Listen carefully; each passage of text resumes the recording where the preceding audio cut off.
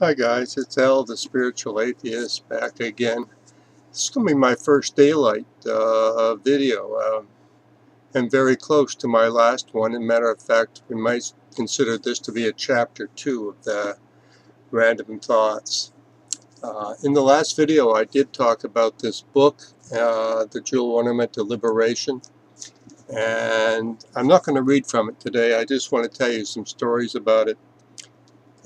It's, as I said, was written by Gampopa, who was the Dharma heir to Milarepa. Now, Milarepa is probably one of the two major Buddhist saints in all of Tibet, regardless of the sect that one belongs to.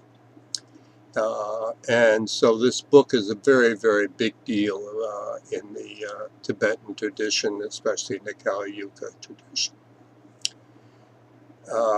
It is said about the book that those of high intelligence, and I assume that means all of you,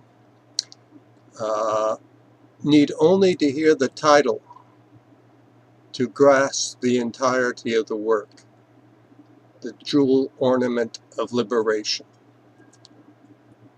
Those of a mediocre or average intelligence might find it necessary to refer to the table of contents to refresh their memories.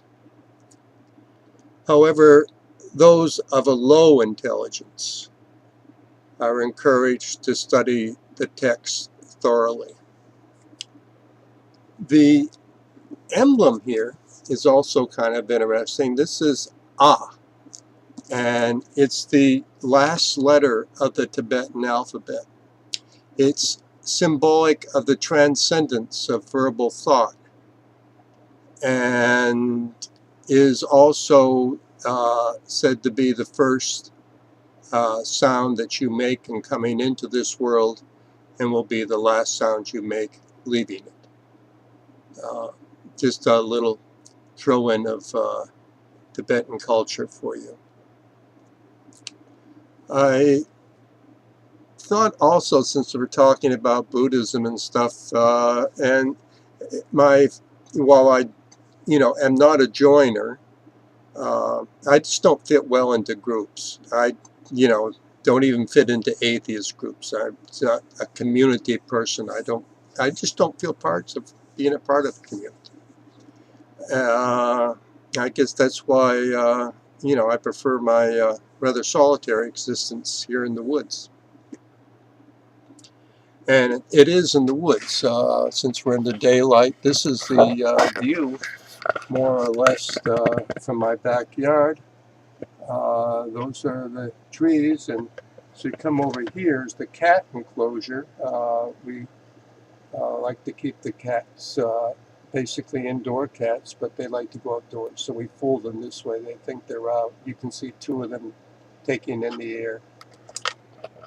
And that's my shack in the middle of the Maine woods, and it's a good place to live. I'm happy here.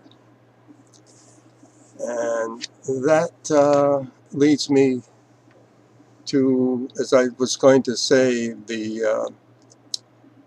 some of the differences between Buddhism and, say, other Christian religions or what have you. One is that the sutras, which are the highest holy books, there are scriptures, but they don't really count all that much. I mean, they are the words of the saints or the teachings or what have you, but the sutras are only the Buddha appears in each sutra, and that defines it.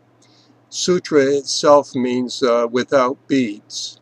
That's taken from the rosaries that Buddhists use, and where each bead is considered to be a hindrance that you go over, so that the sutra is without beads. There are no hindrances, the pure words, etc., etc., etc. However, they all begin with the same words. Thus I have heard. That Buddhism is a partially at one time was totally an oral tradition. And it was hundreds of years after the supposed events that someone got around to writing them down. And what because they wouldn't allow a woman to do it, what that guy did was basically to repeat word for word what had been memorized orally and passed down to whoever passed it to him. And his claim is, I'm giving it to you as I heard it, but that's the end of any claims of authenticity. And that is true of all the Buddhist sutras. And I think that's kind of neat. Another thing I think is kind of neat was the Buddha's approach to his teaching. Rather than saying, believe me or follow me or something along these lines, he laid out what he called 4 noble truths. So the first is the truth of dukkha, or the truth of unsatisfactoriness. Now, up until that time and into this time, that people spend a great deal of time trying to correct what's wrong with their lives. Matter of fact, that's probably why you are watching this video, and why you'll watch another one and another of someone else and so forth. That maybe the distraction or whatever, there's something wrong that inspires action of some kind. Otherwise, there'd be no action. First noble truth, life is dukkha, life is unsatisfactory. The second noble truth says, as we look, as we become aware, as we perceive this unsatisfactoriness, we start making judgments, and we want more of what makes us feel good and less of what makes us feel bad. And we try to attach to the goodness, and we want to repel that which is wrong. And that is a cause of much, much more unsatisfactoriness than existed in the first place. That you kind of add on to it, he says. And so that's his second noble truth, that desire and aversion are contributing to much more of the unsatisfactoriness of life than there needs to be. The third noble truth is rather simple. Well, if we stop this trying to correct everything, maybe our lives will be better. That life will be better itself. So that suffering can be eliminated, or dukkha can be eliminated. That is what we add to it can be eliminated by dropping desires and aversions.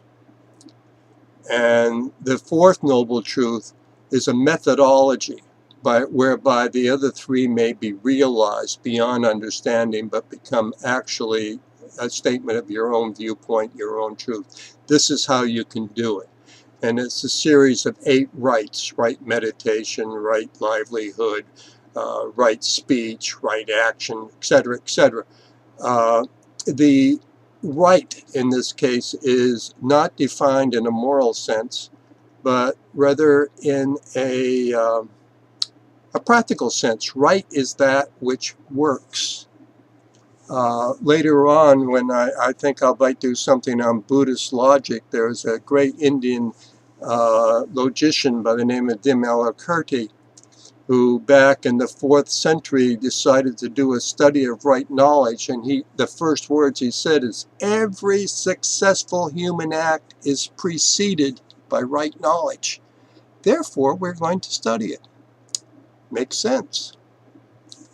As I end this, I also want to introduce you to a good friend of mine, Walt Whitman, and share one of his poems with you. He wrote this during the Civil War. Trippers and askers surround me, people I meet, the effect upon me of my early life, or the ward and city I live in, or the nation, the latest dates, discoveries, inventions, societies, authors, old and new, my dinner, dress, associates, looks, compliments, dues, the real or fancied indifference of some man or woman I love, the sickness of one of my folks or myself, or ill-doing, or loss, or lack of money, or depressions, or exaltations, battles, the horrors of a fratricidal war, the fever of doubtful news, the fitful events, these come to me days and nights and go from me again, but they are not the me myself. Apart from the pulling and hauling stands what I am, stands amused, complacent, compassionating, idle, unitary, looks down, is erect, or bends an arm on an impalpable certain rest, looking with side-curved head, curious what will come next, both in and out of the game, and watching and wondering at it. Backward, I see my own days when I sweated through fog with linguists and contenders. I have no mockings or arguments. I witness and wait. Be kind to yourself, guys. Have a good day. See you later.